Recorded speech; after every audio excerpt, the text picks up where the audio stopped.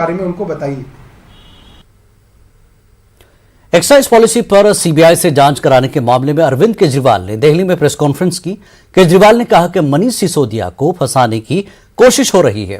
केजरीवाल ने कहा कि हम जेल और फांसी से नहीं डरने वाले। उन्होंने कहा कि मनीष सिसोदिया एक कट्टर ईमानदार और देशभक्त इंसान है। तो आपको 3-4 महीने पहले ही बता दिया था। इनके लोगों ने हमें बताया था कि मनीष जी को ये गिरफ्तार करने वाले हैं, जल्दी गिरफ्तार करने वाले हैं। 3-4 महीने पहले बताया था।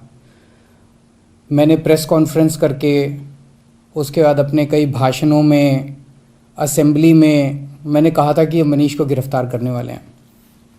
तो 3-4 महीने पहले जब इनके लोगों ने मुझे बताया कि मनीष जी को गिरफ्तार करने वाले हैं, मैंने कहा मनीष ने क्या कर दिया, क्या केस है? तो उन्होंने बताया अभी कोई केस नहीं है, कुछ मिला नहीं है, ढूंढ रहे हैं, कुछ बना रहे हैं। तो अब हमारे देश के अंदर एक नया सिस्टम लागू किया गया है। पहले ये तय किया जाता है कि किस आदमी को जेल भेजना है और फिर उसके खिलाफ एक मनगढ़ंत झूठा केस बनाया जाता है और उसे ज़बरदस्ती जेल भेजा जाता है। एक नया सिस्टम हमारे देश के अंदर अब लागू हुआ है।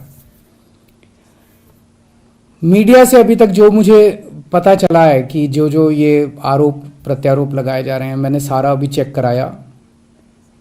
पूरा का पूरा केस बिल्कुल झूठा है, बिल्कुल झूठा है। उसमें रत्ती भर की भी सच्चाई नहीं है। मैं मनीष सिसोदिया को 22 साल से जानता हूं। सन 2000 में पहली बार मिला था मनीष जी से। एक बेहद कट्टर ईमानदार आदमी है, कट्टर देशभक्त आदमी है।